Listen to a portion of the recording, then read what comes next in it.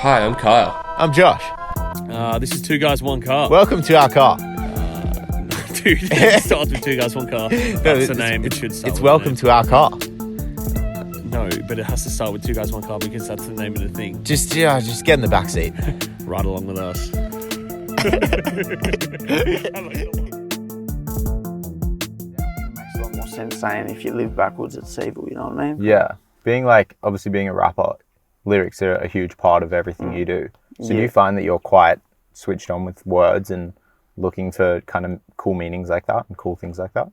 Like within my lyrics? Like Yeah, and just like within day to day, do you read books to learn more words and? Nah, I've never been much of a book reader, bro. I've been really wanting to get into it.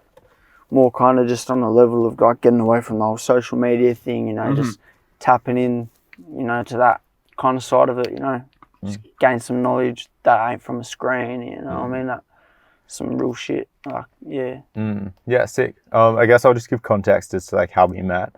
So about a year and maybe a half ago, I was in the city with my friend and we were standing at a crossing light going to cross the street, and you came up to us playing music, didn't know you, and you were just like, oh, do you guys like this music? Are you into rap? And I was like, oh, personally not really. It's not usually my type of music, but I really appreciate like the lyrics and the art form that rap is.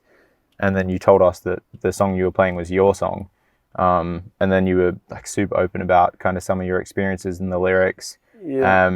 Just then you said to me that like you weren't in the best headspace when you met us, so I was wondering if you would like elaborate on sort of the space you were in when you met us. Yeah, fuck, I was probably pretty smashed, man. Like, you know, I've had problems with like prescription medication, you know what I mean? Stuff like that for a while. I don't know, in that mind state, bro, to be honest, I couldn't tell you because I barely remember, you know what I mean? But I don't know, man, you know, I got this kind of thing where it happens a lot more when I'm on the stuff, you know what I mean? Because that's where the confidence comes, you know what I mean? Like, got a lot of anxiety, you know what I mean? Like diagnosed with anxiety, panic disorder, PTSD, whatnot. I'll get into that later, but yeah, man, like in general, I kind of just go around the city sometimes. Like I said, more when I'm on it or whatever, and I like go up to people and I'm like, look, you like hip hop, you know, depending on what they say, you know what I mean? I just like try to tell them like, you know, look, I'm an artist myself, trying to get my name out there. You know what I mean? Because like, why not? Yeah. You know what I mean? Like, even though I'm off my head when I'm doing it, like it's still a thought that something I want to be doing when I'm sober and that, you know? But yeah, man, to me, I feel like it's a good way of connecting with people. I connected with a lot of people through doing it, you know? Yeah, well, look at us now. Yeah, exactly. Later That's on one the thing. podcast. Yeah, 100%, man. So is there a limiting factor for you to do it sober? Like, is it a fear of rejection? Nah, well, there's a lot of different things, bro. It's like, how do I explain it? So you said, what was the question again? Like, what stops you from going out doing it sober? Is there a fear? Fear of being rejected? Fear of people not liking what you... Nah, it's not the whole fear of being rejected, this and that. It's more the, I don't know, I just don't have the energy when I'm sober. You know what I mean? And when I say sober, I'm talking about, you know what I mean, when I'm kind of in the middle of addiction or some sort of addiction, whether it's really bad or, you know, not as bad as it could be and has been, but just when I'm sober, like it's been a while since I've been sober. I'm like fully just like, you know, the energy to go out there and do that stuff. You know, when I'm like 100% sober, good with that, you know, like, you know what I mean? I'm still me. I'm still that same person.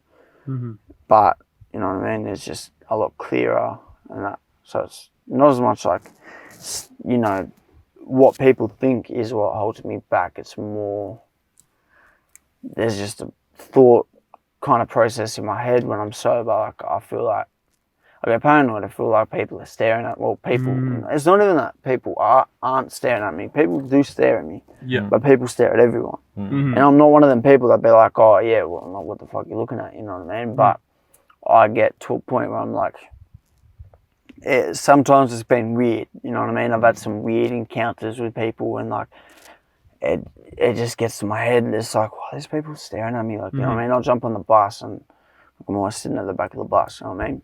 I've got to do that, you know, get on at the front, you do that walk up to the back. When I'm sober, I just see people staring at me. I'm like, why? You know what I mean? Like, why are these people just looking at me like that? Like, obviously, that might be like some sort of, well, no, not it is a mental health problem, you know? I don't fully understand it yet in a way of like what the diagnosis is, whatever, but it's definitely something to do with my mental health and that thought process. Yeah. But at the same time, I haven't given myself a lot of time to actually get fully sober. Because, you know what I mean? You know, I could be off the shit for 3 months, whatever. In 3 months, it's going to be hard, you know what I mean? I'm still not, I'll be sober, but I'm not going to be my 100% self, you know what I mean? Like, yeah, so I haven't really let it get that far recently, you know? I've kind of, you know, I've gotten sober a few times, picked myself up, started going down in the right direction, and then, you know what I mean? Back in that cycle, and yeah. So what is the stuff you're taking? My main problem has been like, you know, benzodiazepines and opiates more, like Xannies and like Xanax and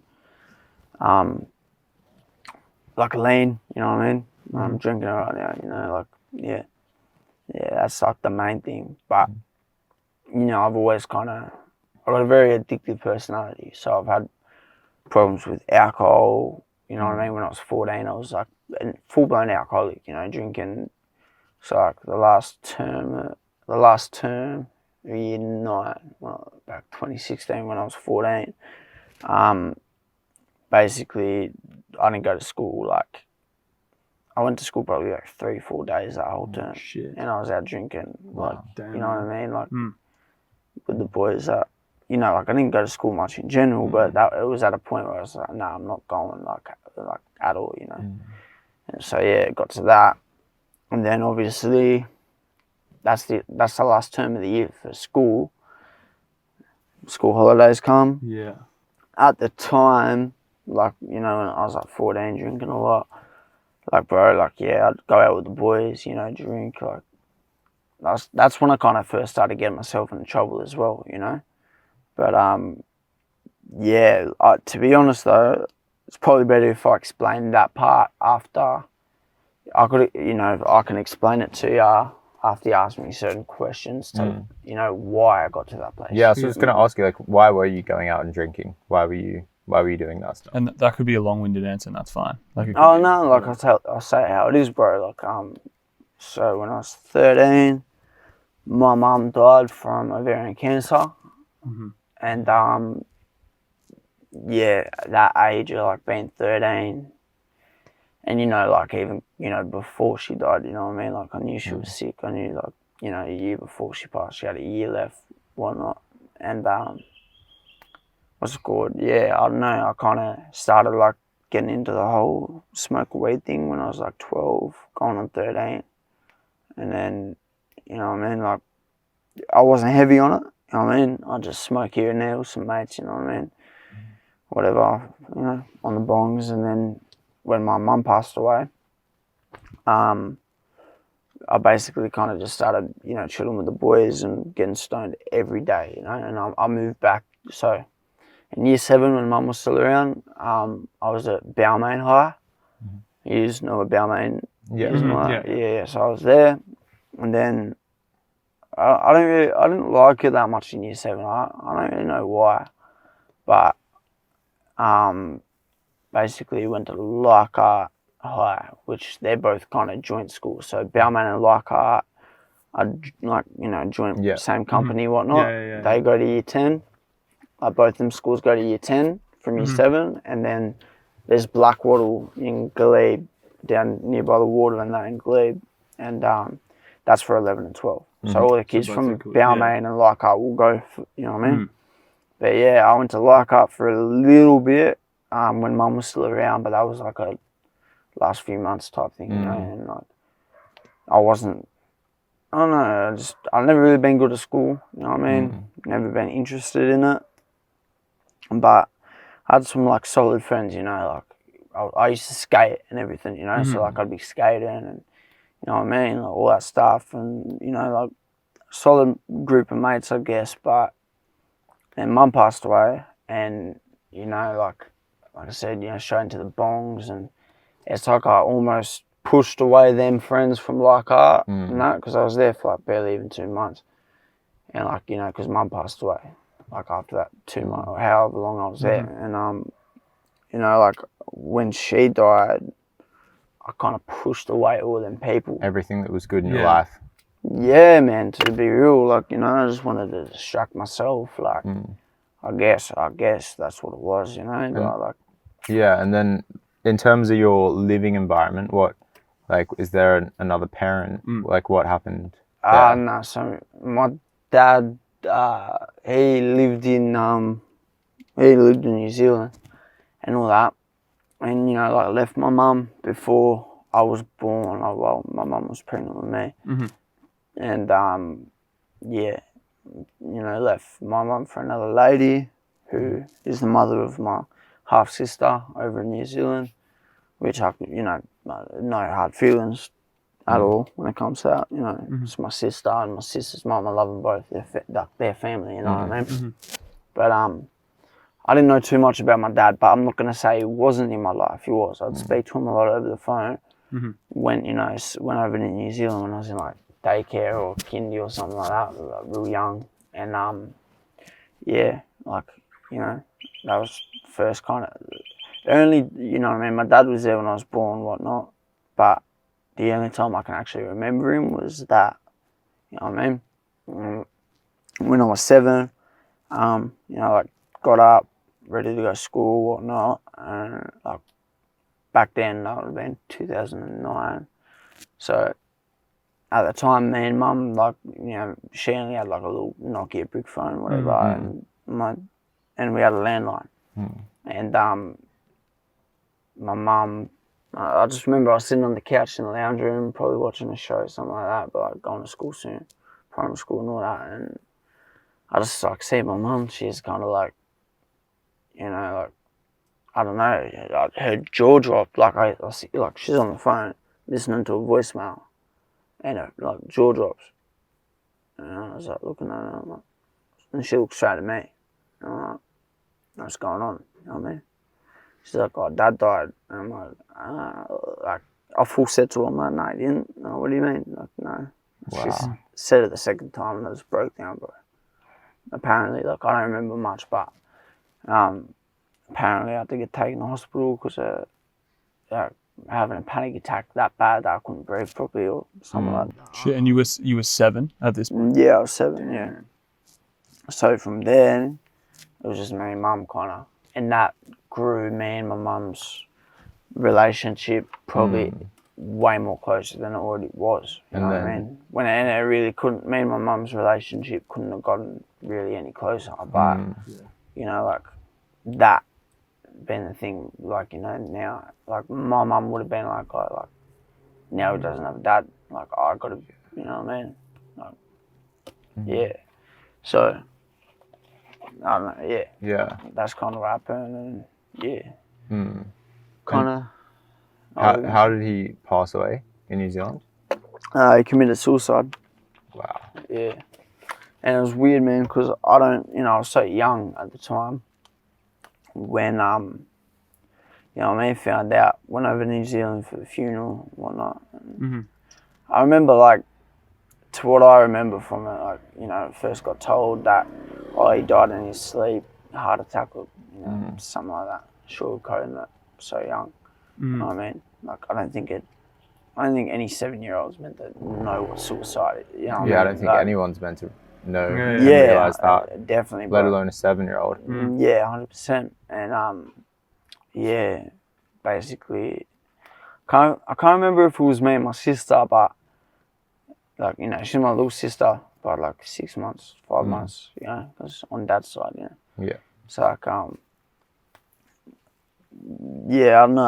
I'm pretty sure it was me and my sister, like, kind of realised that, like, there was, I don't know, it's like we could almost tell there was something more to his death, I remember asking Mum, like, what actually happened, and then explained it, and I was like, oh, fuck. Wow.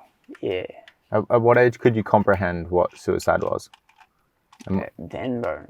Like, then. just opened me up into a whole new world. You know what I mean? Like, you know what I mean? Like, it was also around the time I started to learn what death was. Before my dad died, you know, a bit before he died, you know, my mum told me, you know, the whole kind of sugarcoating it for the kid, whatnot. You know what I mean? And yeah, bro, like, so yeah, I knew what death was, you know, because I went to my great grandma's funeral. I was mad young, and so like I knew, you know, up with the angels, basically. That's what mum would say, you know, better place, you know, but still there. And so like kind of in general, like when my dad died, that introduced me to the full impact of death. You know what I mean? How somebody could go from being alive, you know what I mean, and then just gone. You know what I mean? Just like that. Yeah, just like that. And it was, yeah, bro, like that. And then obviously the suicide part, that There's a whole other layer added to it, more complexity. Yeah. And I'm sure, I mean, now you probably have a lot more questions about it, or as you got older and started to think about it more, you probably started to question so much more. But at that age, it's probably just too much for you to handle. I can't imagine how overwhelming that would be. Yeah. And so from there, and then when your mum passed, what did it look like for you? Because you were 13, did you go into like foster care system? Did you have a relative? I had my grandma. She, you know, so like, yeah, she took me in basically, you know, like, it was a weird introduction to the whole, you know, before I get into that part, I'll just explain me and my mum's relationship a bit deeper, I guess, like, so like me and her were like that, especially after my dad died, like me and her were like as close as we could be.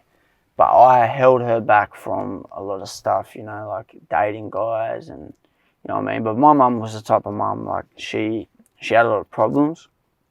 You know, she was on, like, heroin, you know what I mean? I don't think she was ever shooting up, but, like, you know, she was on heroin and, like, stuff like that.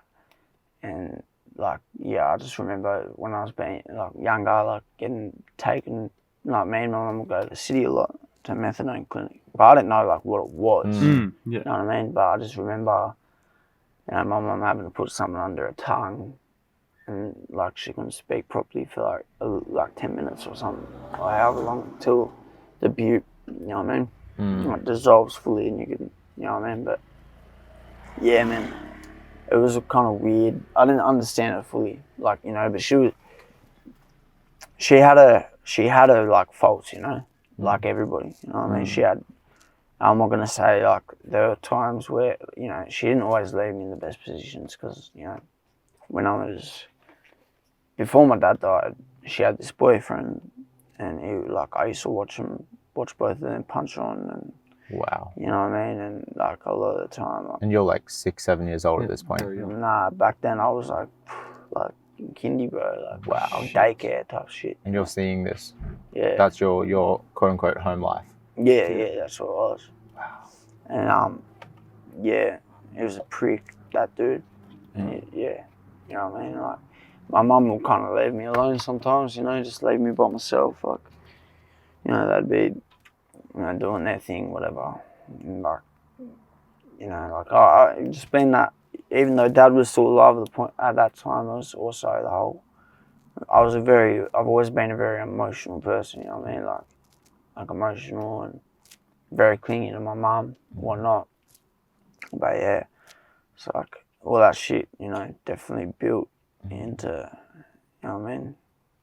I don't know, certain mind states and shit. I don't know, like me not letting my mum, you know, date other people because like I was scared that, you know. I mean, like, that would happen again. Yeah, like I remember I used to like beg my mum not to have another kid just in case she died when she was giving birth. You know what I mean? Fuck. Like, you know, if it wasn't like that, I could have a younger brother or a younger sister. I don't know. But you know, I remember, but like, even though my mum was like that, like a very big part of the person she was. Like, this is one of the most perfect examples of the mum she was, yeah. So, I'm like a big rugby league fan. Like I go for the Tigers, unfortunately, and not doing well. Yeah. But yeah, it was the like preliminary finals. You know, the final getting to the grand final, 2009. Same year my dad died, and it wouldn't have been long after my dad died too, because finals were in September or whatever. And it wasn't a Tigers game, but it was Eagles and Bulldogs.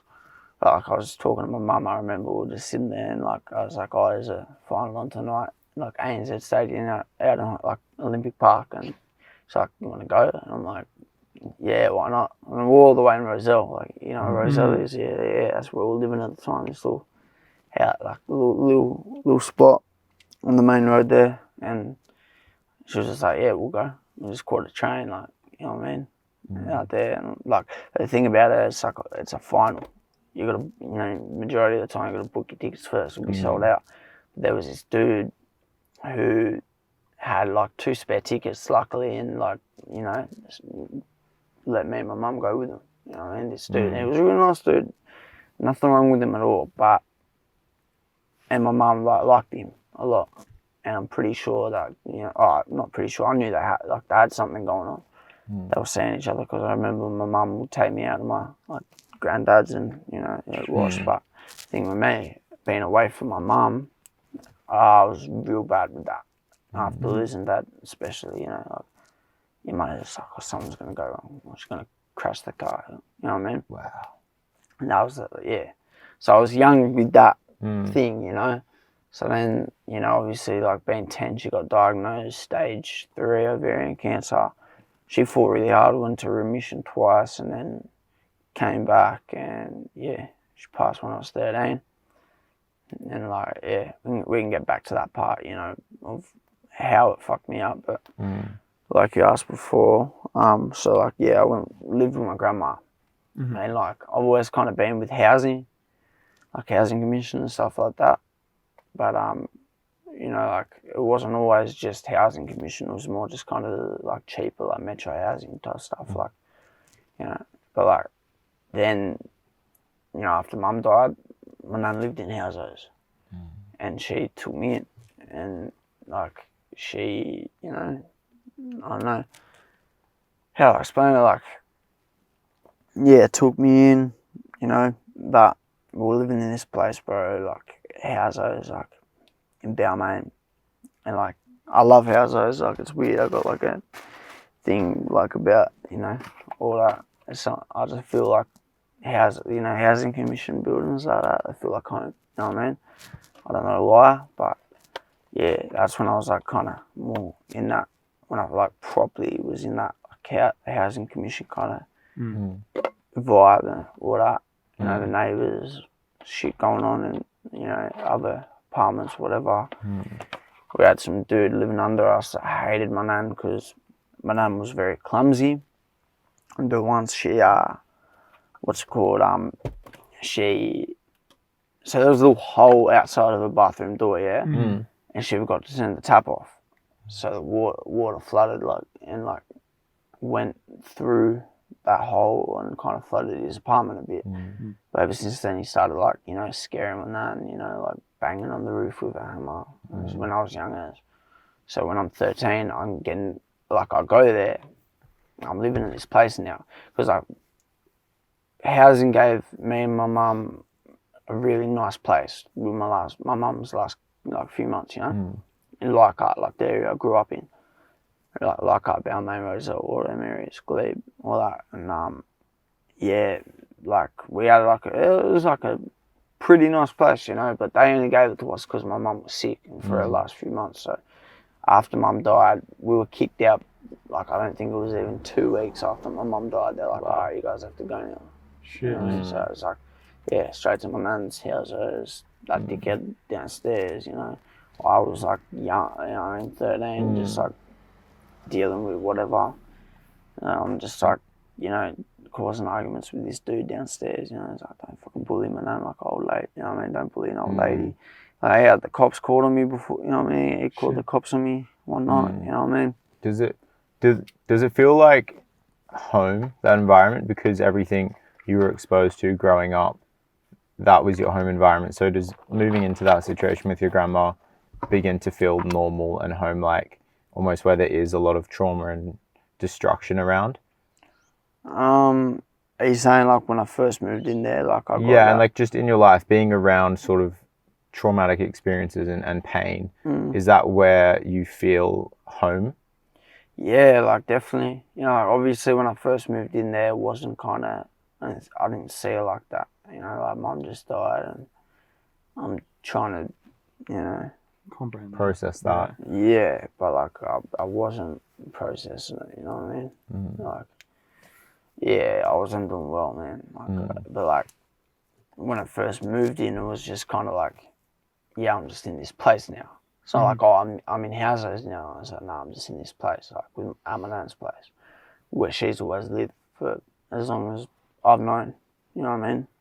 And yeah, like obviously, like eventually we, you know, moved to Glebe, different housing, like different place, still houses, but yeah, still housing commission, but just different kind of area or whatnot, but still same shit, you know what I mean? People like trap house upstairs, you know what I mean? Like Yeah. all that kind of shit. But yeah, where were we at? Talking about like the grandma, the living situation, and then sort of like getting to how once your mum passed, where you sort of started to go downhill there. So like, yeah, I'll put it like this. So after mum died, like I said before, went back to Balmain High pretty quickly. All the boys there, you know, just smoking every day, like we were barely in class, you know what I mean? I barely went to school. Like, yeah, I went to school, but I didn't stay. You know what I mean? We just, you know, we'd meet up every morning, smoke weed before school, you know, lunch, recess, go park, you know, like around the corner. There's a little cave spot. Just park in Balmain, smoke there, all that, and then like around that time, like I was still at Balmain, like the house I was there with my nan, and then moved to Glebe, and you know over that time, like started kind of smoking a lot more, and also the alcohol part. You know what I mean? Like I started kind of going to parties, getting more drunk. You know what I mean? That's when shit was starting like that, and then. But I was always just a weed, like the main thing I was just a weed smoker. That was the main thing. Like I still getting into trouble, whatever. And were you, at like the time, did you know why you were seeking those things? Was it to distract you from the pain? Bro, to be honest, I was on autopilot, if you know what I mean. Like I was just like an NPC? A bot? Yes, I'm like I wouldn't say like NPC because you know I've always been in tap like with myself. You know what I mean? Like lost myself a lot. But I mean it's just like my life just kind of went in autopilot. How I was, you know, it was like losing my mum, jumping straight into all of that. It's like the person that I was before my mum died with my mum. You know what I mean? Like I'm not even joking. I kind of became a whole new person. Wow. In a way. And it's like, dude, you're going through at that point where you said you're like 13, 14. At that point in your life, you actually do, in terms of your age, become a different person. Like you're not a kid, like you're becoming a teenager, not a kid anymore. Yeah, like I was 13, man, you know? And So tie that in with just the timing is just like horrific. Yeah, exactly, that's what. But how I see, man, you know, in this like world, universe, whatever, you know, balance. Like, you know what I mean? You can't have too much of one, you know what I mean? Like, got to balance it out. So I was like, fuck, where was I going with that?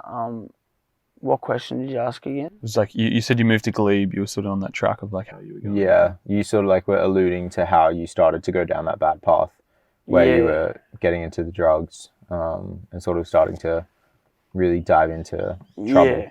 Yeah, figured that balance part. I remembered it.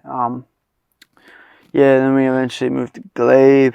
You know, school was just like, you know, year 9 was kind of that. Like 2016, that was the year where shit got more hectic. You know what I mean? Like way more hectic for me. Like basically, you know, that whole year, like smoking weed, going to parties, they were drinking, but the drinking wasn't like a big problem, you know what I mean, at the time. Mm-hmm. And then, you know, doing that for, you know, smoking, drink or whatever, main thing smoking, but then I got prescribed this medication, antidepressants called Prozac, when I was 14, and like the doctors were like, oh yeah, you can't smoke weed, whatever, you know what I mean? I'm just thinking, yeah, they say you can't smoke weed with basically everything, but I smoked weed when I was on the Prozac, and I got this thing called serotonin syndrome. You know what that is? No. So basically, I was overdosing on serotonin. So the serotonin, you know, that The feel-good chemical. yeah, there was too much of it flowing in my brain, and I nearly went into cardiac arrest, and I went into a psychosis. So yeah, and I was like 14. I was like, fuck. I was at my mate's house, you know what I mean? I was chilling. I was kind of skeptical of it. So my gut was telling me not to buy it. You know, I had like $10. I was like, fuck, I'll just buy a tenner. You know what I mean? Chopped up, smoked that cone. Felt weird, man. I felt like just strange. You know what I mean? You know, pot's always kind of got me paranoid in a weird way. Yeah. Kind of like that.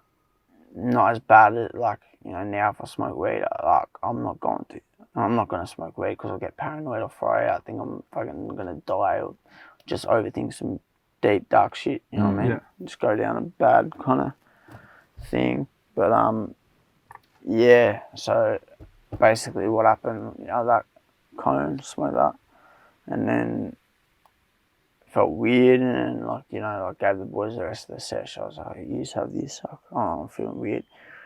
Tried to lie down upstairs in my mate's bed and just try and have a sleep, but I was like weirdly energetic. I mean, not even energetic, just like very restless, and like, I mean, heart was beating like that. So I went from like there, like Petersham, Leichhardt ways to my nan's in Glebe, try to just kind of palm it off and act like I'm all good, and I tell my nan I've been smoking, whatever. I went and lied down again, and I was like, no, this is too much. I mean, because I was in a psycho. I thought the world was ending, you know what I mean? When I was on the way back, I was in a full psychosis. I thought, you know, it was bad, man. It was real bad. And, yeah, basically, after being at my nan's for a bit, trying to lie down and whatnot, like I told her, and she's like, oh, let me feel your heartbeat. And she's like, shit, I've got to call the doctor. Calls the doctors. My nan used to be a nurse, so she knows the go, you know what I mean, with all that. And eventually she just said, like, Misch, we got to call the ambulance right now. Like, you can go on a cardiac arrest any minute. I'm like, what the fuck? Like, you know what I mean? Like, what? So, yeah, went to hospital. Yeah. And then I was like, oh, I won't smoke weed no more. I'm not doing it, you know what I mean? Yeah, I'm not doing that shit no more. And, yeah, basically that's when I started drinking way more. And it was making me act out a lot because I was mixing that medication with the alcohol, you know what I mean? So I was like going crazy kind of thing. And yeah, man, basically just like I said, that last term of school, you know, barely went at all. Like literally wouldn't even been full days I went, them for whatever days I went in that term. Then school holidays came. It was like, you know, I was like mad alcoholic. I mean, every single day drinking. And like I drink with the boys a lot. Like the majority of the time, be drinking with the boys. Even by myself sometimes, which is weird for a 14-year-old to just drink alcohol by themselves, you know. But you know, what I mean, like like back then, I was the type of drunk like I couldn't sit still. So it's like the boys wanted to chill, drink at the house. I was like, nah, fuck that. I can't sit down. I want to be out doing shit, you know what I mean? Try and chat up girls, you know what I mean? All that shit. So at the time, it was like school holidays. So it's like, I could just go to the city by myself any night, you know, do that. So it was like, I was going to the city a lot, you know what I mean? Kind of just like drunk, running the mark, got arrested a few times, a lot of shit like that. Like, you know, I got arrested for assault on a police officer. But I didn't actually intentionally knee him in the head. Like, I know that sounds like a fucking shit, but not even joking, man. I actually didn't mean to. So like, purity on. I was out with the boys, and like we were drinking, and we were going to go back to one of the boys' places out north, like Linfield ways. There's like 3 of us, me and 2 of the other boys. And they all had drinks on them, you know what I mean? We all got our drinks confiscated, but the cops were like, oh, you 2 can go on the paddy wagon and you can, like, you know, go stay at your mates. But this cop was like, to me, he's like, nah, we're driving you home. I'm like, fuck, I'm meant to be staying at my mate's house, just let me go with them. They're like, nah, you're going home. I'm like, fuck, I'm going, whatever. And got home, went straight back out, And then I was at Macca's, back at Macca's, like near like Park Street, like on the corner of Park Street and Pitt Street, the old Macca's. Oh yeah. Yeah, in the city, like that's where we all hung out a lot. And I was there, the exact same place where I first got, you know, like in the paddy wagon, taken back home. Same copper sees me. I'm like, fuck. And yeah, they're trying to, you know, I'm under arrest, whatever. One of them had me like by the arms, the other one had me by the legs. I'm just kicking all this shit, and then apparently I need a copper in the head while trying to resist arrest. You know what I mean? And you're 14? 14, yeah. 14. So they charged me with that. Like it wasn't like much of an issue. Like I got a youth caution or something, and then I didn't follow the requirements for that, so they just ended up giving me a good behaviour bond. And I was like, and then that whole part, you know, with all the alcohol, kept kind of going, trouble, fights. You know what I mean? You can probably see the scars on my. Yeah, wow. Yeah. I mean, like, yeah, a lot of. There's been a couple of times I've walked from like town hall to my nan's place in Glebe, like covered in blood. You know, Wow, yeah, from just punching on. Yeah. Yeah. So, I'm curious as to how the music came into it, because, like, when you look at a lot of successful artists, in particular like rappers, like a lot of their success comes from the pain and trauma they've experienced in their life. Like you look at Eminem, you hear his life story. Yeah. And he's one of like the most accomplished artists 100%. in the world. 100%. And when you listen to your lyrics, you're very open and vulnerable with the things you went through and the pain you've experienced. So at what point along your journey did you start to turn to writing music? Bro, to be honest, like, as soon as my mum died, you know what I mean? Wasn't really any good. Wasn't nothing I was going to show people. But it was just like, you know what I mean? But like a big part of like, see, like, I had a mate one of my like mates back then, he was staying with me at my nan's place after mum died, and like sitting there rapping, whatever. And he's like rapping, and he's like just freestyling about like, how his brother got shot and talking about the hood and all this shit. And I'm like, bro, like our life's not like that, bro. You know what I mean? Like, you know what I mean? And like I was writing too, but like I think that's the whole thing with me. It's like, obviously my experience and that has made my lyric, you know, my music what it is, but it, you know, I think it's just been from the start where I've just wanted to be so truthful about everything, you know, because like that, I was young, 13, seeing my mate rapping about all this shit that's not happening, and I was like, bro, you know what I mean, I'm here rapping about my dead mum, you know what I mean, like, and then, so like, yeah, around the time I started like, eventually, around the time I was like on that alcoholic kind of, you know, journey or whatever you'd call it. And did the desire for telling the truth come from the belief that you had nothing else to lose because you'd already lost everything that seemed so important to you? Bro, I guess, but at the same time, it was like my only form of like, it was my only outlet of, you know, talking the shit. Did you ever write or listen to, like, consume any rap before this? Yeah. So you What do you mean, like before my mum died? Yeah, before your mum passed away, yeah. Yeah, 100%, bro. Like, you know what I mean? Definitely, I was a massive Eminem fan. Like, my mum showed me Eminem when I was mad, you know, my mum loved rap, you know what I mean? I've always been musical, like, my whole life, you know, like Michael Jackson and, you know what I mean? Like, stuff like that, you know what I mean? Always been musical. I've always loved music. Music's always been the thing that's like, you know what I mean? But, you know, obviously after mum died, like I started getting into the more like, before mum died, like I was listening to a lot of like Tupac and, you know, like more American music, and there was only one rapper from Australia, 2 rappers, sorry, from Australia before my mum died that I'd listened to. One was Double L. I don't know if you will know. No. I think he's from like Shire way as well. But he was the first Aussie rapper I heard. You know what I mean? Apart from like 360 and like that Hilltop. You know what I mean? But I mean more that kind of Just real. the real shit. Yeah, I really related to the shit he was saying, and you know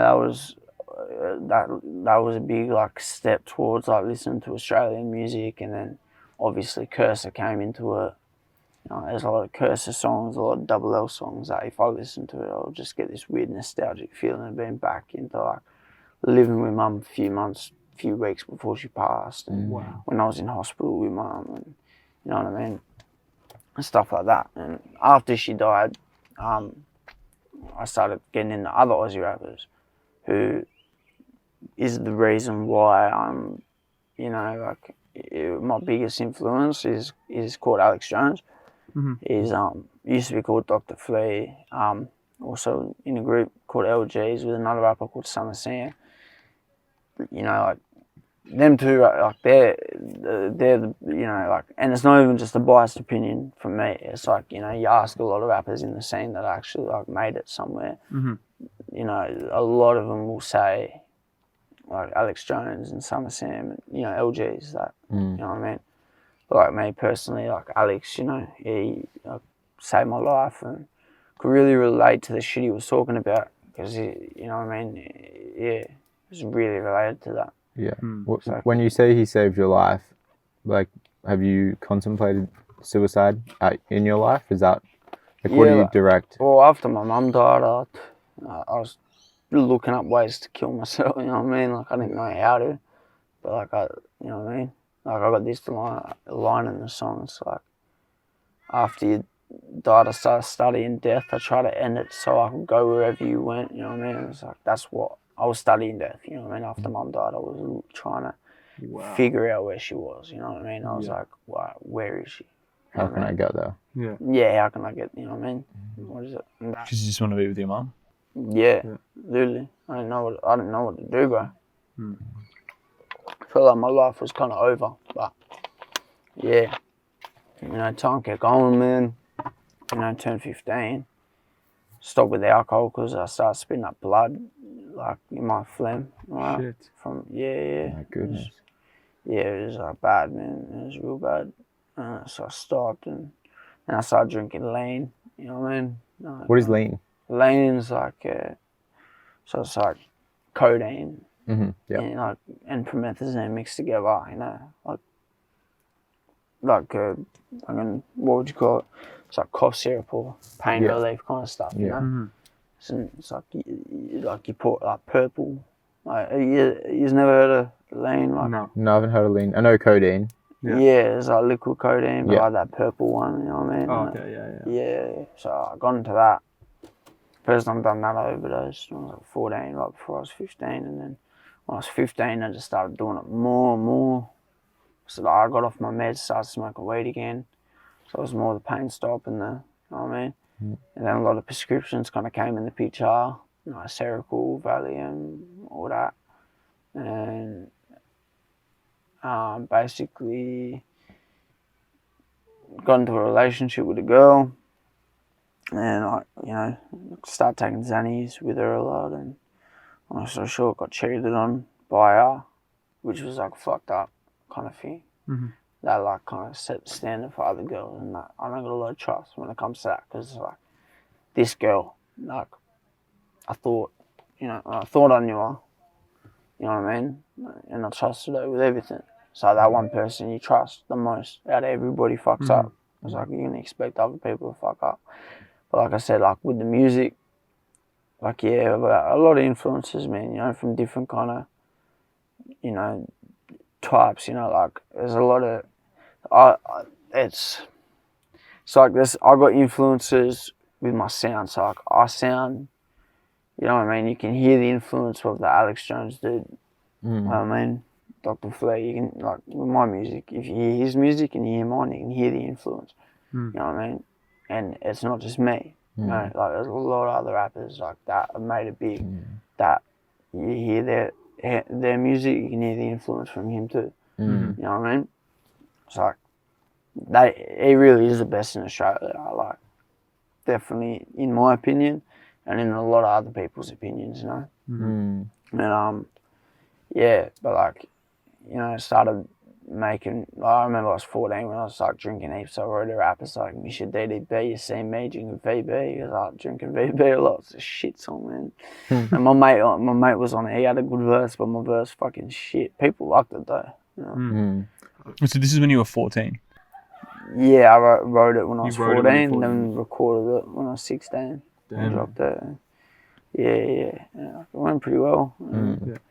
Done part 2, and then I kind of, but like the whole deep thing though, that's the thing, like that one really is deep, them songs. I was like, So do you feel like when you released that music, were you happy with it? no, yeah. I love making music. I've always loved it. You know But what it I mean? wasn't as vulnerable and authentic as you As you felt wanted it you to be. wanted it Yeah, to. like at that time, like I wasn't really, you know, I couldn't really figure out how to get the right words for the deep shit that I wanted to put out there, you know what I mean? Yeah. And then when I was 17, I started like properly getting into it, like actually writing heaps, man. Like there's old stuff, like, you know, way old, like heaps old stuff. And I kind of started, that's when I started like taking it seriously, you know?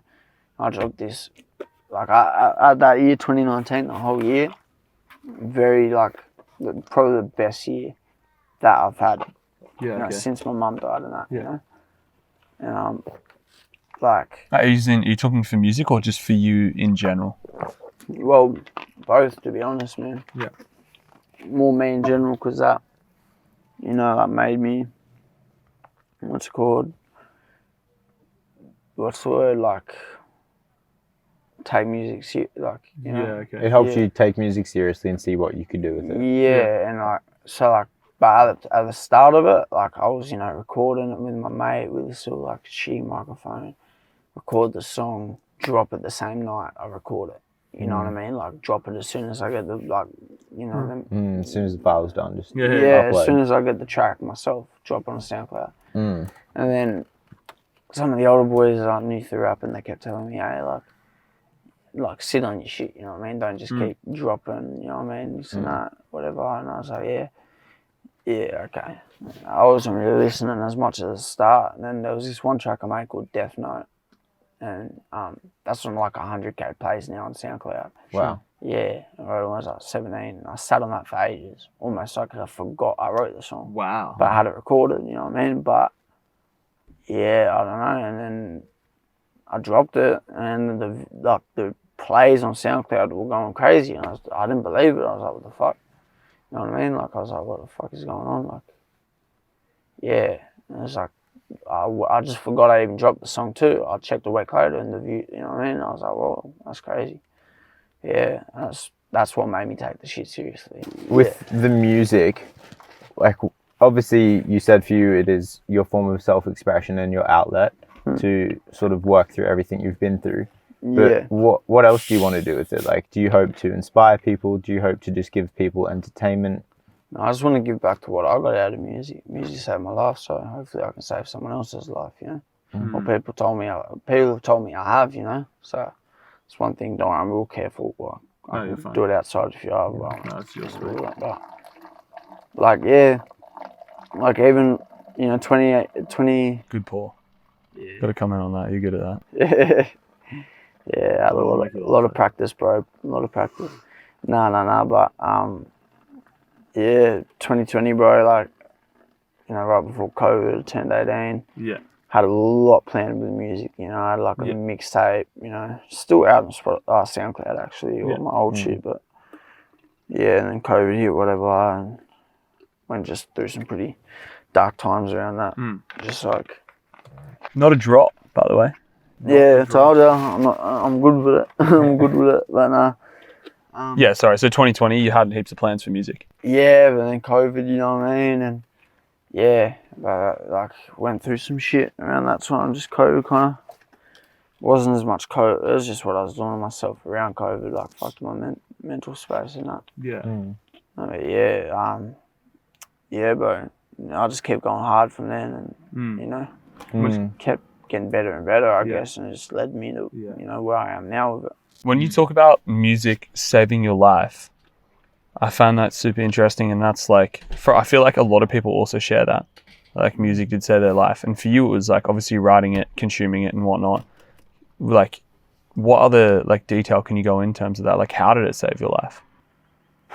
Bro, to be honest, it made me it's just something that I could relate to. You know what I mean?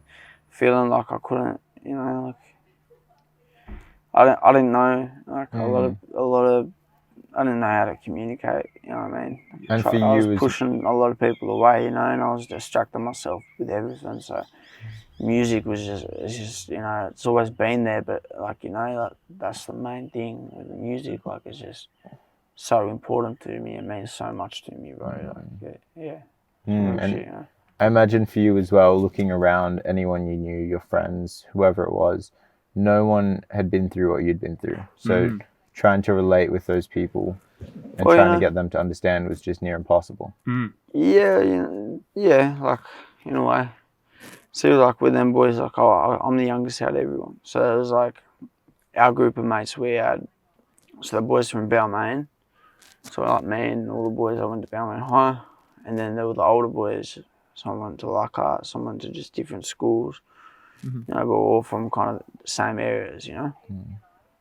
So there were the boys at Balmain, all in the same year, like me and all them. And then there were the boys that were in the year above. But we're all still same group of mates, you know what I mean? But you know, there's three of them that like always kind of like been like older brothers to me type shit, and like yeah, I know. It's kind of like, bro, like, you know, being 13, losing my mum, that was like, you know, that age 13, that's when you're like, kind of like, you know, not just 13, but your teenage years, when you need a parent there to be like, no, you're doing this wrong, you know. You really need guidance at that point in your life. That's when you need the guidance so you know what you're doing when you're an adult, you know what I mean? That's what time. Yes, that's what shapes you into, Yeah. you know, whatever you become, like whatever guidance you got, whatever. And it's like, I got guidance, but it wasn't always the best because, you know, we were still all doing like the same shit. Do you feel like music was that guidance for you? Yeah, always has been. But, you know, like, I was very quiet with it a lot of the time until I was about like 17, 18, and then I was more open with it, you know. Yeah. What changed there? What changed from you being quiet and reserved with music to just saying, I'm going to put this out to the world? When I dropped that song, man, that Death Note song, that's on 100k plays on SoundCloud now. Yeah, that one, bro, like, to be real, like, yeah, I don't know, it's just Sounds like people were coming to me saying like, oh, like my mum heard that song, like made her cry. I was like, I don't really know how to feel about that. I'm like, is that a good thing? You know, is that a bad thing? You know, and some people would be like, nah, man, if your music's making people cry, that means you're hitting them. And Well, it just means that you're speaking to people like, and you were speaking about not being able to communicate, or you feel like you couldn't communicate or weren't.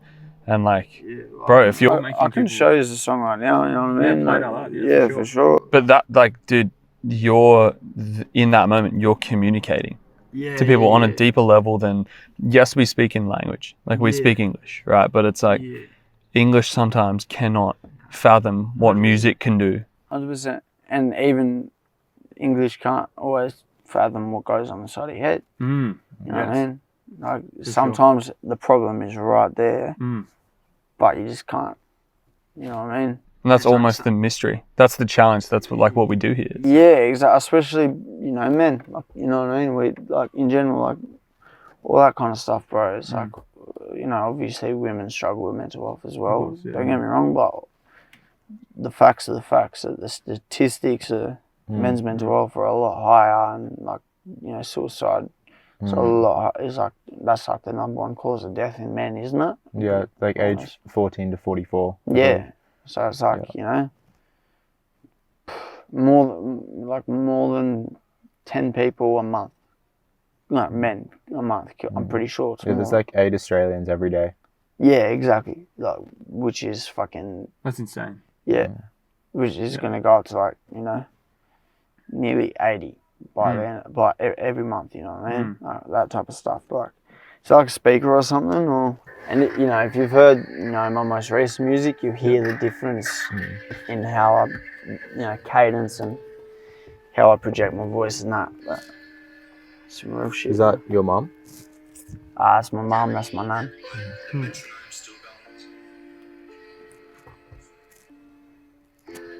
Can even rap over it. Like, I usually just hear it. People be saying I've been a mess, bro. Well, I have been thinking drugs will let the stress go. I'm getting to the point I think I'm gonna explode. Any day I could die, so I've write 'em as a death note. Wishing I could talk to mum, but she's dead though. And the problem is I'm still on the benzos, trying to work it all out. On a day with a grave, still flirt with the ground. Speech slow, vision blurred and I'm down. Play a beat and I'm murder the sound. The only thing that helps is when I'm spinning the verse with the crowd. And when my brother's around, but I keep learning the how. Kitchen build this attic, so I bang. Smashing all these alleys and valleys, looking at empty saddies and panic. I'm going manic, mirrors are smashing mentally, causing havoc to myself. Look in the mirror, I see somebody else. Still fucking up my health, I need a fix it. My addiction it thickens. Like when I'm pouring up this drink that I'm sipping. No one wants to listen to the real shit, got to spit it. Just the music about drugs, Money and fucking bitches. Don't want loopy man, yeah, I don't want to skit it. This music is all you know about me, I'm just another misfit. Trying to escape before I'm the one with a slip wrist. But I'm always acting like I don't give shits. Well, I do. And I'm lying to myself if I say I got nothing to lose. Yeah, it's true that I got nothing to prove. Or is it, who knows? Am I better off alone in my zone? Well, who fucking knows? Like, who the fuck is God? Where's my answer? Cause when I was 13, mum died from cancer, left me stranded and abandoned. Thinking how the fuck do I run away from this planet? That's why I take drugs, just put me to sleep. Come down to my ends, I'm wanting your brother very deep. I'm feeling weak every day, yeah, I need to speak, man. I need to speak to these beats, I can't breathe. Lost in the world, not sure what it means. Nothing's what it seems, I'm just a fiend to the lane. But fuck it though, I ain't gonna leave until the day I'm deceased. Yeah, until the day I'm deceased. Fuck it. What was that last bit? I'm not going to leave till the... Day I'm deceased. Yeah. So I just keep on doing it, you know what I mean? Until I'm dead, you You know? keep showing up. Yeah. And why do you feel that you show up every day? Like, are you showing up for yourself or are you showing up for other people? Both. Both, man. I'm trying to make some sort of impact before I go. Fuck. But like I'm showing up for myself by doing that. You got to do it for yourself to do it for other people.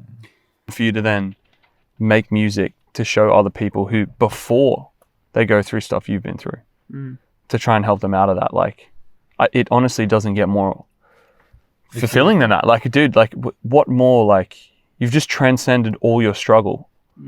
And, like, some people never realize that. Yeah.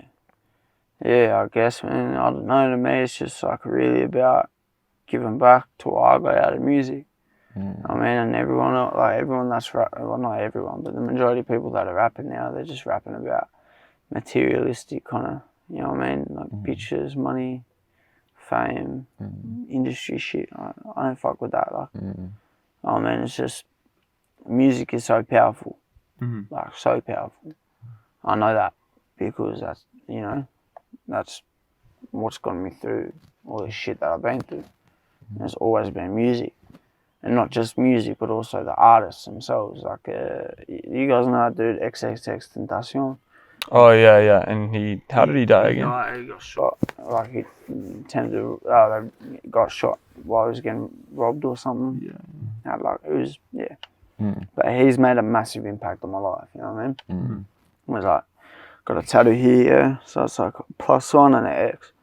So a +1 means balance. So it's like, you know, crucifix, the one going there, it's more at the top, you know what I mean? And the Antichrist flipped. And the X is for X, you know what I mean? Like, he made me self-aware of the fact that I'm self-aware. If that makes sense. Yeah. You know what I mean? Made me, yeah. I kind of, you know, when I really fuck with the artists, I study them, you know what I mean? I try to learn who they are as a person, you know? So I can get from that, because there's a lot more than just the music they make. There's also a whole life. Because it's the story you're telling. Yeah. And that's what you know what I mean? I really like about NWA. Like, they were kind of some of the pioneers in, like, real talk. Yeah. Like, everything they spoke about was their life, their reality. And a lot of it is harsh, a lot of it is ugly. But people really resonate with real talk. Like you can talk about whatever you want to talk about, but when it's real, like listening to your lyrics, knowing that that's your life and everything you've been through, something about that just hits different. Yeah. Yeah, man, I don't know. It's just like, to be honest, when I'm making it, I just make it, you know what I mean? I just make the music I make, and then it turns out to be some sort of like powerful song. You know what I mean? Like, there's I don't usually, when I write something, I'm not usually there with the intention like, I'm going to make this a powerful song. Yeah. I'm going to just write it. And then I write it, record it, whatever. I'll just write it and rap it to myself, put it in my voice memos, whatever. And I'm like, oh shit, that's powerful. And that's some real shit, you know what I mean? Like that's how I see it. So how do you see your life changing in the coming years? Do you see yourself breaking free from addiction, or do you think addiction will always have its hold on you? Both. Definitely both. Once addiction isn't incurable, you know what I mean? The thing with addiction is you will, yes, you get sober, yeah, you know what I mean? You get sober, but that temptation, all that stuff doesn't go away ever. And the best thing to do with it is just move yourself away from whatever situations that will tempt you, you know? It's like, yeah. Like, I believe in the devil, you know, I know he's out. I believe in it. I'm a spiritual person. I believe in, like, a higher power. But I more believe it's like everything is what it is, you know what I mean? We're just beings, bro. We're just human, beings. Like, this body is just a body, you know what I mean? After death. You know what I mean? Something else. Who knows what, but there's something out there. And, at the end of the day, we just don't know what the truth is, like, with anything, at all. I've got a mind state on something that's like, if I don't see it with my own eyes, won't believe it 100%, because you don't know. You know what I mean? It's a weird thing that I got. It's a weird mind state to have, but you actually really don't know what's real. And, this sounds cooked, but I don't know. Have you guys seen The Truman Show? That movie? No, is this the one with Jim Carrey in it? Yeah. No, but I've heard of it, yeah. Yeah, so it's like, I don't think that people are fucking acted. Like, I don't rule it out, because how the fuck would I know? Us having this chat right now, how the fuck should I know if you guys actually, how my... Shit, yeah, he caught on to us. Well, now it's but yeah, totally. No, you know what I mean? It's like, you don't actually know. Yeah. People will be like, oh, but this person said this, like, this person's got this, study says, this and that. It's like, I don't know that person. Why do I need to believe them? I'm not saying they're wrong. Why the fuck should I believe them? Yeah, and there is the uncertainty in life, but there is also a level where, we were talking about this the other day, where you can dive too much into things and overthink a lot of things. And when you look at it, like, is that helping you be right now? Is that helping you live right now? And for me, if that mind state, you mean? Yeah, and like diving too much into too many things, and you guys could be actors, I don't know. Like, this might all be fake. Does that help me feel better right now? No, it doesn't. No, so for me, I like to focus on how can I just feel good. Yeah, definitely, bro. Definitely. It's just, I feel like I've just kind of taken the red pill, and there's no going back. You know what I mean? Like, from a young age, you know what I mean? It's like, I'm not some whacked out conspiracy theorist, but I don't know what's out there, man. You know what I mean? How the fuck am I meant to know? For sure. You spoke about, actually off the camera, when we're sort of heading to the spot and setting up, like we were speaking about like faith and stuff like that. And you like had said a couple of things in terms of like maybe you want to seek faith in some regard. Like, where does the desire come for that? Things that I've been thinking about it for years, man. Years. It's just, we live in a world, bro, where there's these religions, and it's like you got to pick one. It's basically you got to pick one, hoping you pick the right one, and you'll spend, and then repent, whatever, all that stuff for your sins, that type of stuff. Hope you basically hoping you chose the right religion. Otherwise, if you didn't, you're gonna spend the rest of eternity in hell. You know what I mean? Yeah. I don't like, you know what I mean? That I feel like that in itself is fucked up. Yeah, okay. Like the world is fucked up. That whole thing. That's why I believe in, to be real. I believe there is a God, but I think it's just we're all connected in, we're all connected as beings. You know what I mean? Like there's so much shit that happens and like a weird supernatural kind of level. Like, and I'm talking about ghosts, just shit that I've seen. Like some, just spiritual warfare, man. It's real. You know what I mean? It's out there, whether it's through an actual religion like Christianity or Islam or something, but like it's still real at the end of the day. But just the thing, how I see it, I've spoken to people that, Muslim, and they've told me they've had a, spiritual encounter with their God.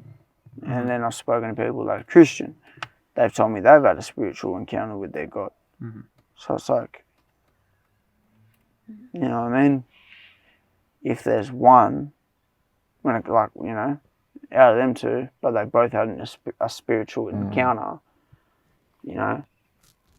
it's either a so-called mental health issue, or there is one God, but it's nothing like what it's portrayed to be. And I don't think Christianity, the way they say it is now, I don't honestly think like it is how it really how it was.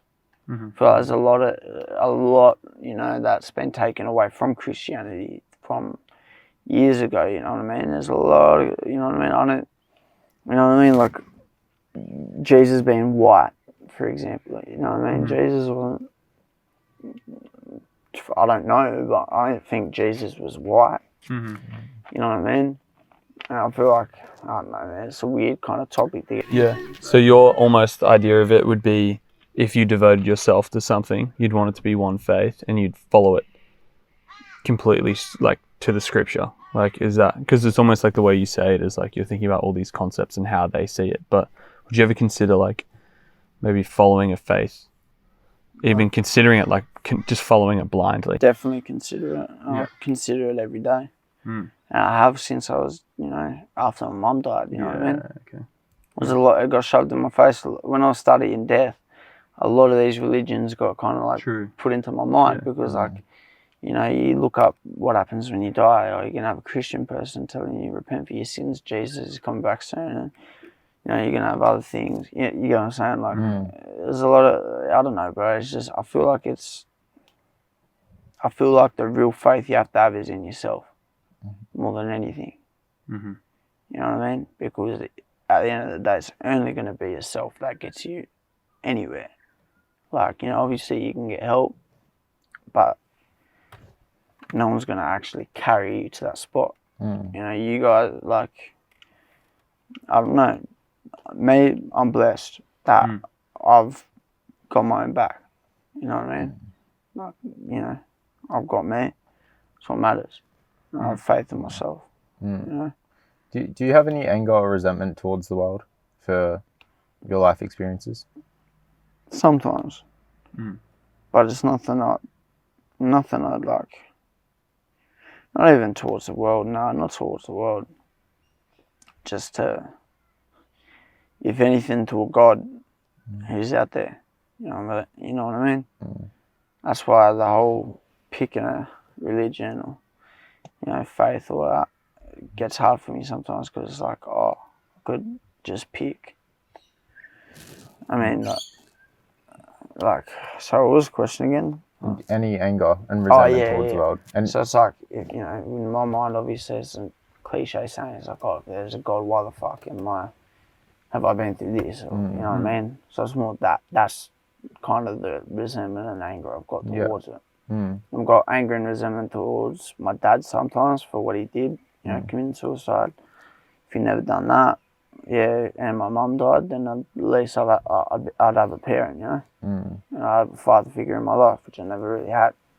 At the same time, I've been in a mind state where I've wanted to commit suicide. So how can I be like, fuck my dad for doing that when I'm nearly done it myself. I've tried to do it myself. I mean, try to hang myself before, try to overdose. You know what I mean? Yeah, I'm still here. Do you blame yourself for anything that's happened? Not as much anything that happened, just ways I've dealt with certain things. Like, you know, I don't know. Bit complicated to be real. But like, yeah. And when you start writing, like your process to write, obviously there's a lot of clarity, I assume, that comes with it, and understanding things that have happened in your life a bit better.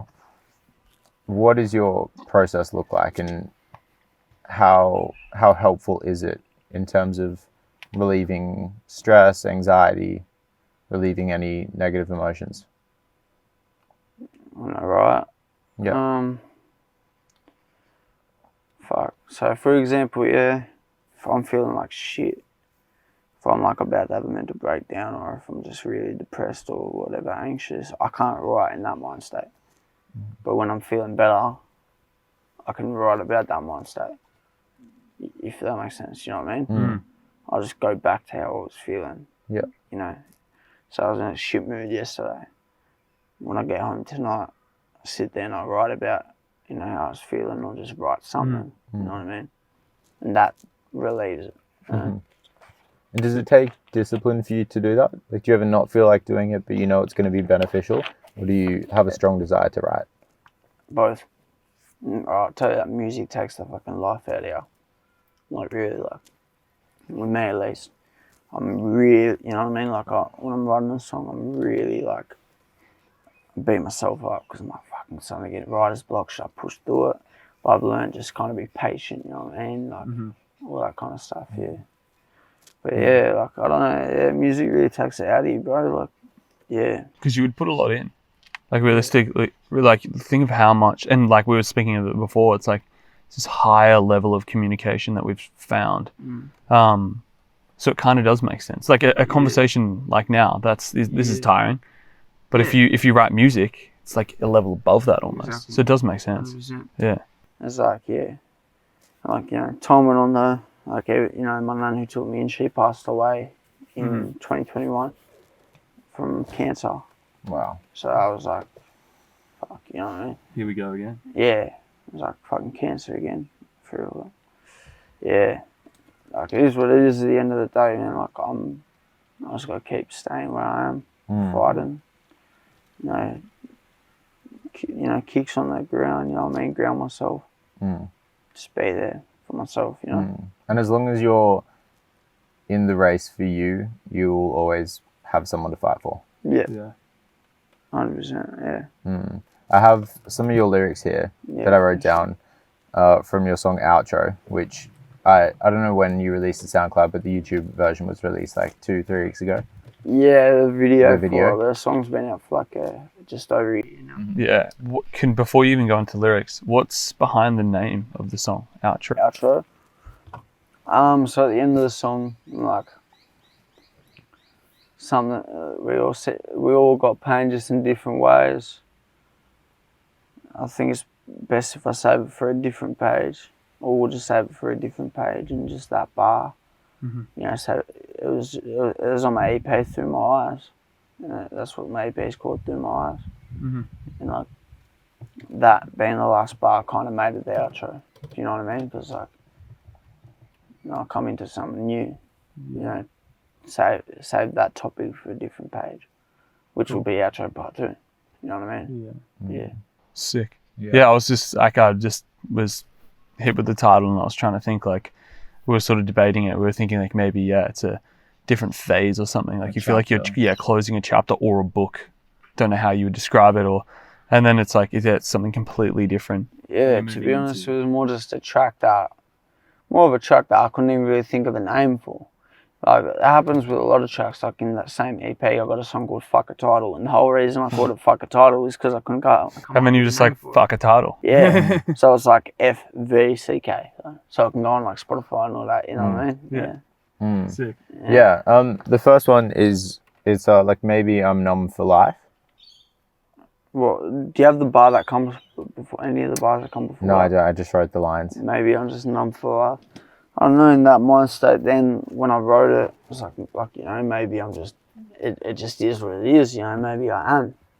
I'm numb, you know what I mean? I used to be very emotional, I can be sometimes, depending on what's going on, but... Yeah. Do you think it's almost a level of conditioning that's occurred because of the things you've been through being so extreme on the scale, where the smaller day-to-day stuff doesn't have that much of an impact on you? Yeah. And that's where this sort of numbness comes from. Like you felt the worst like pain you could ever feel, and you felt like the best you could ever feel, and everything in between is kind of just numb and grey. Yeah, it's like that frozen kind of feeling. You just like can't tear up, you know. And that's that sort of autopilot you speak of. Yeah, stuff like that, bro. It's like, you know, also girls, you know, it's like feeling like, will I feel love again? You know what I mean? Because or am I just too numb for it? You know what I mean? Because I've been heartbroken, you know what I mean? Oh, and probably in different ways. Yeah. Been heartbroken in different ways, yeah. And seeing, you know, different sides to a relationship. Like, I cheated on one girlfriend when I was 15. Yeah. That was the love of my life. And then, what's called, you know, yeah, cheated on by her and all that. And then, basically, my other girlfriend, she was just very narcissistic and, you know, so I kind of got to see both sides. Like, my first girl, yeah, narcissistic too, but it was more the cheating side that stood out. Yeah. And then when I was with the other girl when I was 17, like when I wrote that Death Note song, like that's what like made us break up, just the way she was, you know? Yeah. And the next line is, it's been 6 years, I don't know if I'm well now. And I assume that refers to your mum's passing. Yeah. And the confusion and the uncertainty as to how it's affected you, like, I don't know if I'm well now. Do you think you'll ever be well? How do you...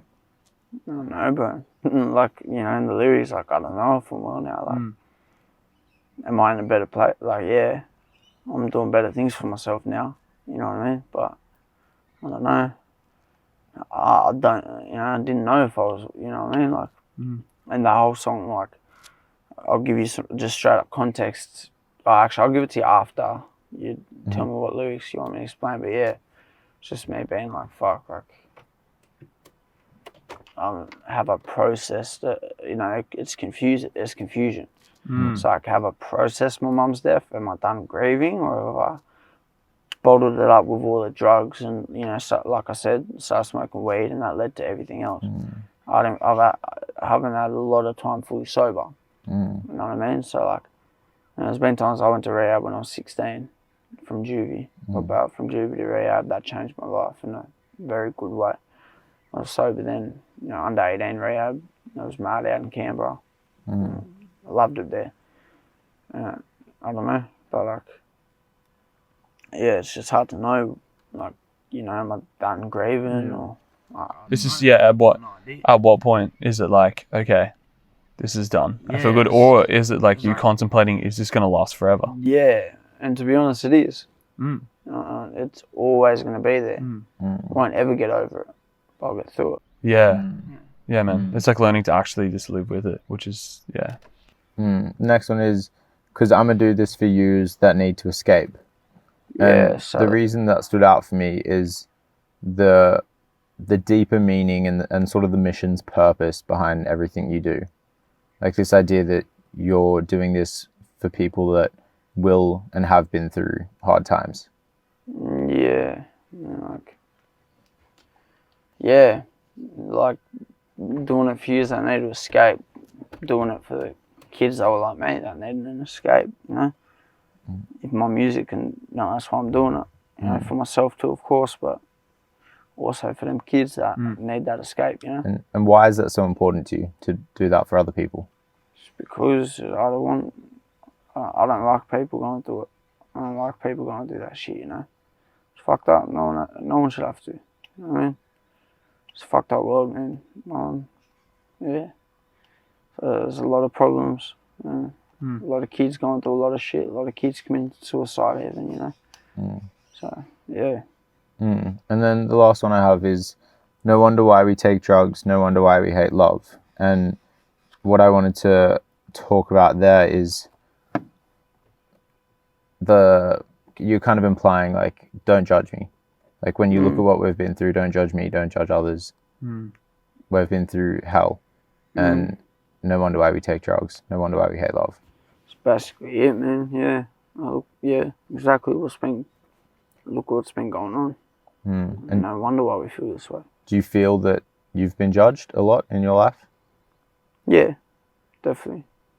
People close by me, you know what I mean? Family, you know what I mean? People just don't get me. I'm a complicated person. I've got a very deep way of thinking. Not that people really don't get it. So very hard for me to find someone who really gets the way I think. Not a lot of people do. Yeah. Yeah, thank you. And you said you were going to elaborate on something. On that song in general, so Yeah. outro, yeah. So, so even if you just want to pause at certain parts, just ask me, you know.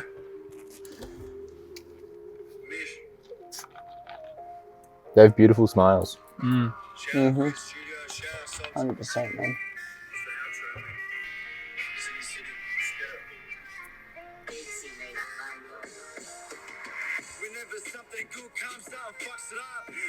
Maybe it's my karma, do I love enough? I don't know, man, maybe I'm too numb for love. I mean, I don't really know why I'm stuck on rust. Fucking mum dying, I don't fucking know. Like, I can't even stop there, you know what I mean? The first line, the karma one, like, is it my karma? I go, whenever something good comes, something fucks it up. Like, maybe it's my karma, do I love enough? It's like, you know, there's times where real good opportunities or things that come to me and, you know, something kind of fucks it up, you know what I mean? And do you feel, like, do you question, is that me? Am I the reason that this didn't happen? Or the reason this didn't go the way I wanted it to go? Yeah, like, well, in the outro part, so I'm doing a part two, and it's going to start kind of the same, but it'll be like, every time something good comes, something fucks it up. No, I'm the one who fucks it up. You know, just, yeah. Do you feel that it's you being too hard on yourself, or you taking accountability and responsibility for your actions? Both. I'm hard on myself, but there's definitely things I do take accountability for how I act. You know, I'm not perfect. No one is, but I've made a lot of mistakes that you know I live with. You know, and what do you think? No point regretting them, but I've got to live with them. Yeah. What do you think was harder for you to realize that? Like, to take ownership was harder and to realize your mistakes, or to, like, not be so hard on yourself? To take ownership. Probably take ownership, bro. Yeah, definitely. That, you know what I mean? But, like, the whole thing with the ownership thing, that also makes me be hard on myself. Because I'm like, taking ownership for things I've done, but then I'm like, fuck, I'm a dickhead for doing them things. You know what I mean? So it's like, yeah, so it's like there's a danger in it becoming a loop where exactly. Yes, you take ownership, but then it's like, what are you doing with that ownership?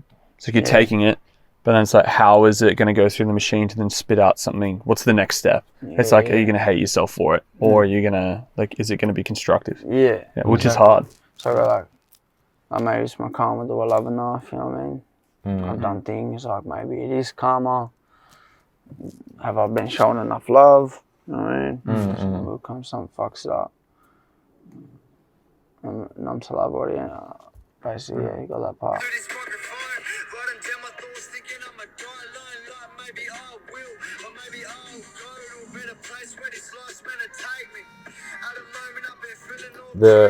I might go to a better place where this life's meant to take me.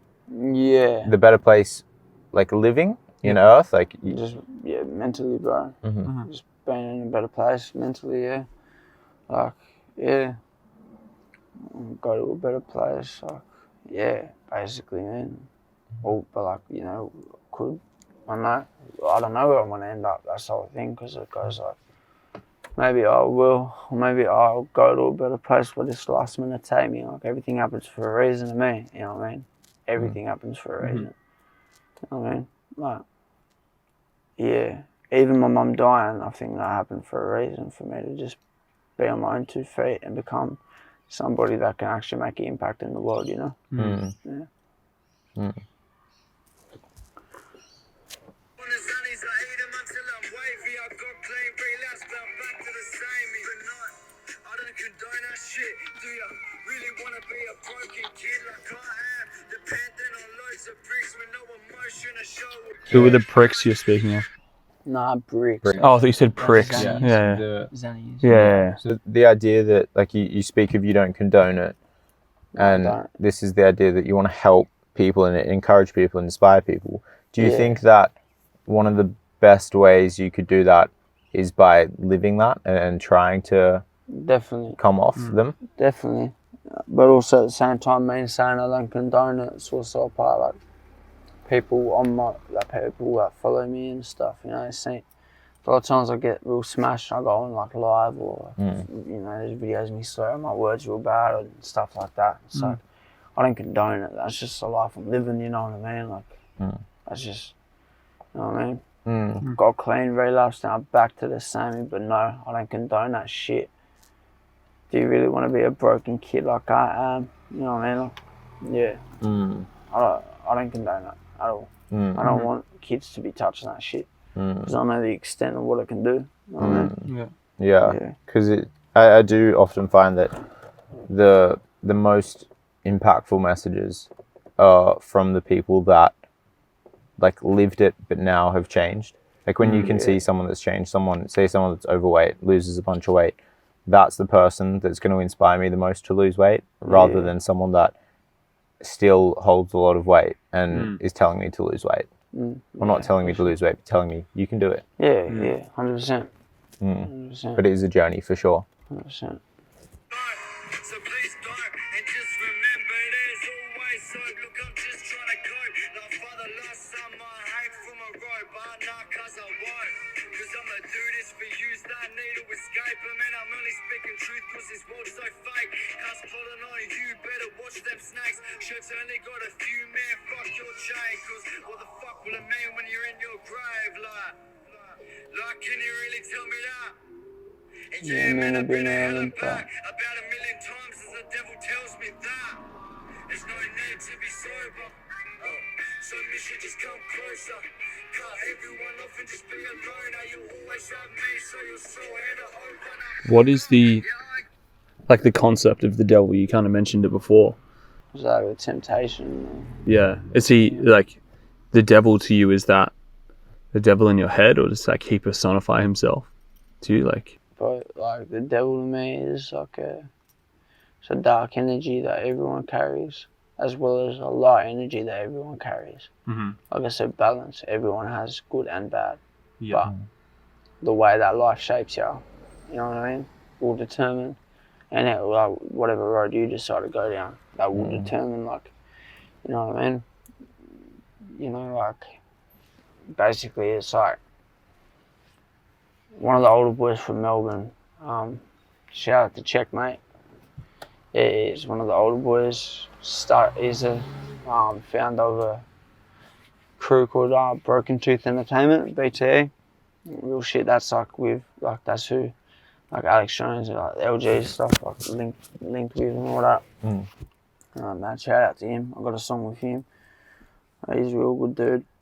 Met him when I was in Melbourne last year, but he told me, bro, he said, like, you know, he's a heaps wise motherfucker. He said that, you know, there's like two paths people will take when they've been through something.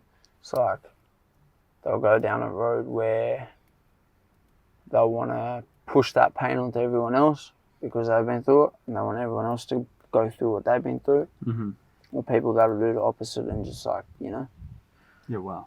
You know, do what I'm doing, like trying to change it, or at least be there for the people that have been through that shit.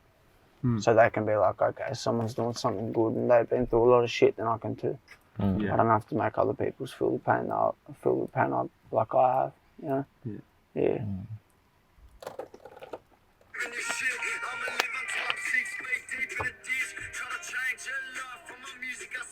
After losing so much of just being a kid, I need to give back. I can't sit back, I got a gift, and yeah, cause this gift's rap. Nah, fuck rap, yeah, this is straight art.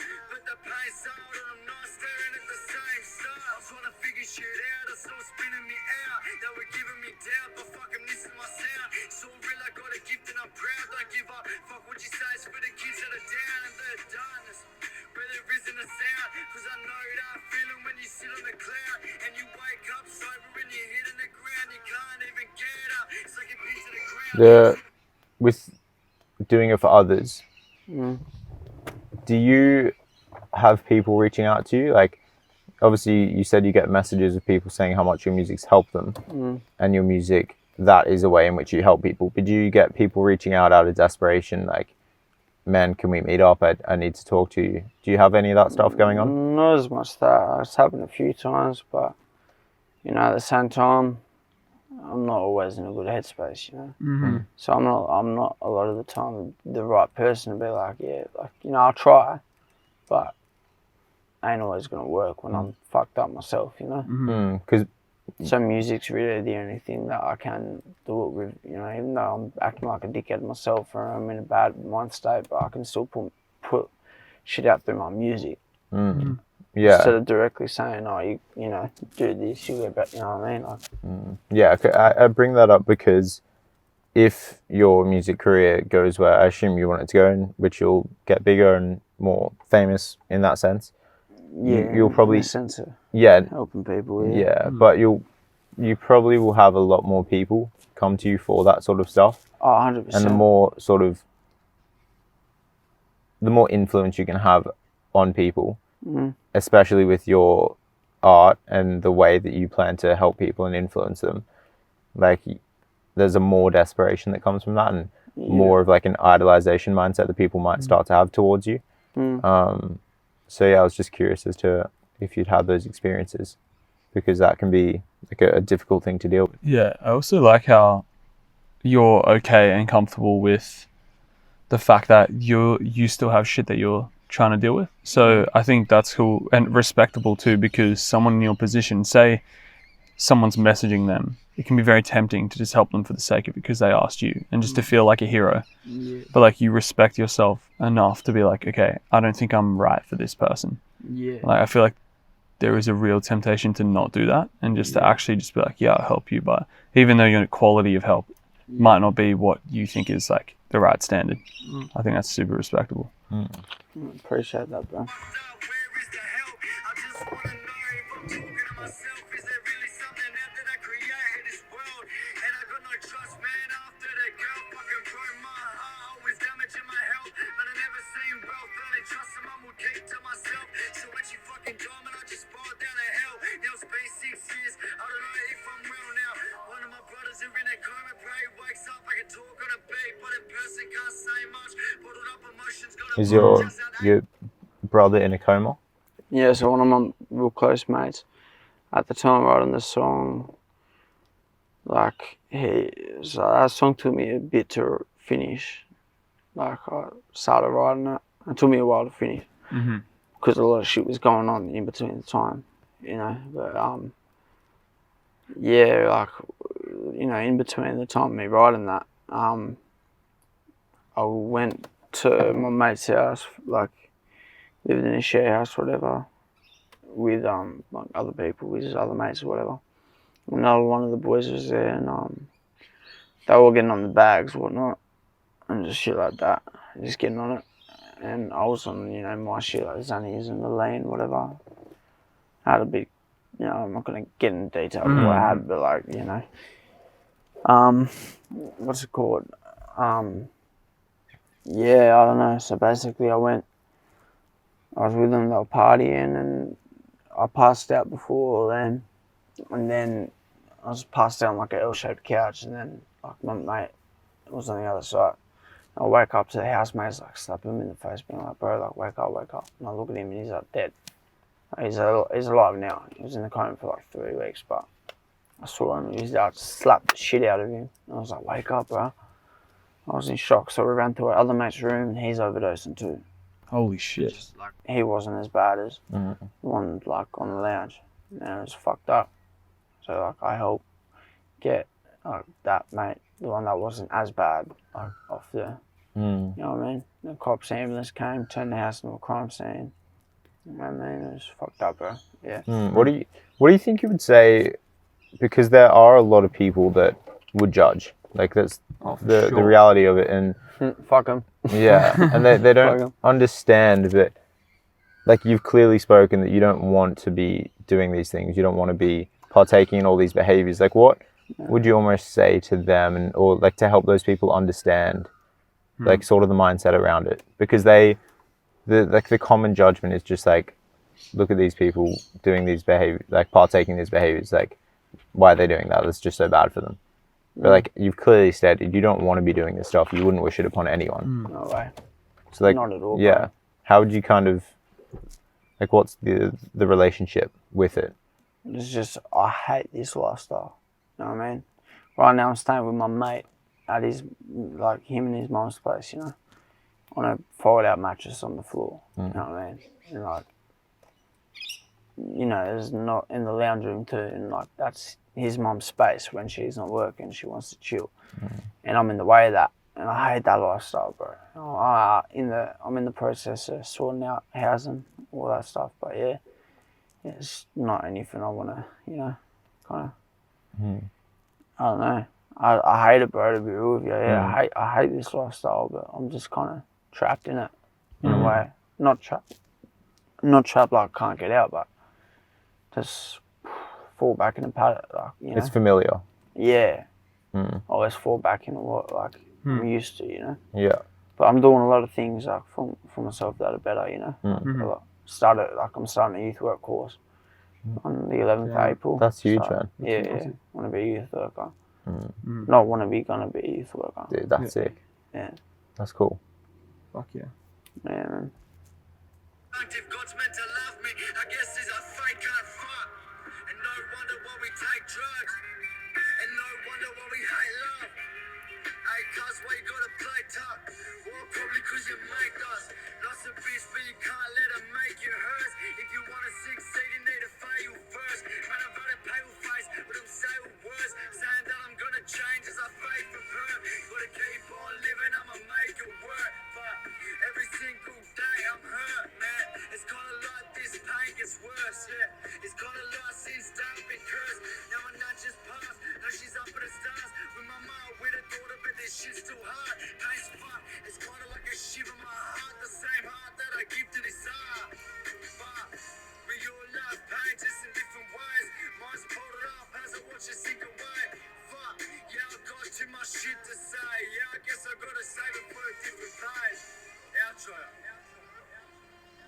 Yeah. So I'll just say like, so with all the lyrics and that, the whole time I was writing that song, the majority of the things I'm talking about in that song happened in the process of writing. Yeah. And you said you wrote over a long period of time. Yeah. So my nan died as I was writing that song. Fuck. Yeah. But I knew my nan was sick, but I didn't know how soon she was going to die. But while I was in the process of writing it, my nan died. So like that's why at the end of the song, you know, towards the end of the song, it's like my nan just died, you know what I mean? Because that's what you were living. Yeah, like right before I finished the song, my nan died. Like, you know, I was like, fuck, Wow. yeah. Wow. That's intense, man. Yeah. Is there anything you want to speak about? I don't know, man. Like, give me some, I don't know. Got an idea, like, any questions? Bro, I think like you've laid out a lot today. Like in terms of like, you know, I guess linearly, like timeline wise. Yeah. Like you've laid out a lot of stuff and like you've given a lot of things to think about, I guess, in terms of like, and you've really detailed for me, I guess, where like you were, where you could be and where you are now. And I think I really admire your honesty with things. Like, you know, you're not like you like for someone like you, it'd be easy to just be like, yeah, I'm better. But you're just like, yeah, I'm working on myself still. And that's super respectful. Yeah, I'm getting there. Baby steps, so I can do. Yeah. Because, you know, I can't be real, like, I'm pretty traumatized mentally from losing my mum. Because when I lost her, the way I watched her suffocate to death, basically. Fuck. Wow. Like her breath, I remember I woke up because I was staying with her. Like I got told originally that she had a week left. So I stayed in the same hospital room as her the whole time by her side.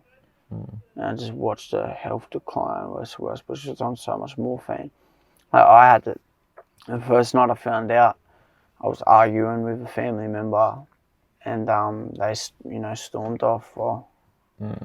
My nan was out too, just like checking up on the dogs, feeding the dogs or something. She was like on her way back, but because my nan stayed there the whole time. My nan was by my side the whole time, And I was arguing with a family member. They stormed off, and I was upset. This was the day I found out she was going to die in a week, and the doctor said, look, stay with her. Because when I got home after I found out, I had a panic attack. I had to go to hospital. They're like, all right, you can go across the road to the cancer centre where she is, at RPA hospital in Camperdown. And I was by her side, and the first night I had the argument. I was just kind of having a panic attack myself and in tears, and I just went to sit next to my mum and I held her hand. She's like, on so much morphine she could barely speak, but like she asked me what's wrong, and I heard it, and I told her, she didn't even know. I was like, you're gonna die in a week, mate. Like, you got a week left. Like, I told her, and just tears dropping from her face type shit. Yeah. Wow, man. That's it's a really like intense and quite heavy situation. Yeah, but it's just the most fucked up thing about it is how my mum would have had to see it. She's got no choice on staying on her, being there to watch me grow up and all this, Yeah. And she had to deal with the fact that she's going to be leaving me as an orphan. You know what I mean? Like of course, my mum died to fuck me up, but like the pain that she went through, like I got a bar. It's like, you ever seen your mum suffocate? Like, I didn't want her to die, but in her mind with all that pain, man, she probably couldn't fucking wait. Because that's how it looked like, man, like, when she was dying. An hour straight of watching her breath just get slower and slower until she took her last breath, and, you know what I mean? 4:15 in the morning, 21st, 4:15 in the morning, 21st of July, 2015. Shit. Like, I won't forget it. Yeah, I think, I don't know, I think she'd be proud of you, man, because here you are 6 years later and you're still showing up. You know why you show up each and every day, and you're just constantly working to try and better yourself and help other people, which I think is beautiful. Yeah. No, I appreciate it. But yeah, keep looking after yourself and then keep trying to help others, because clearly it helps, man. Yeah, I'm getting there, man. Getting there. For sure. Yeah, I've really appreciated this time. And For sure, bro. we finish every podcast with a challenge. So we like our guests to give us a challenge that we'll complete during the week that this podcast is released. The challenge could be anything. Ideally, it's related to either something we've spoken about, something you're sort of going through in your life, and ideally something that will help. Yeah, maybe something you've been challenging help us or yourself help to the do. world. Yeah. Checking on people. See a homeless guy on the street, just talk to him, maybe have a chat with him, just see how he got to where he is, learn. I ain't even just saying this as a challenge for the next week, just in general. Something I like to do is, if I see a homeless guy, like depending if it's a homeless guy that just wants money for drugs and doesn't really want to talk, you know what I mean? Like, just have a chat with them, like, how do you get here?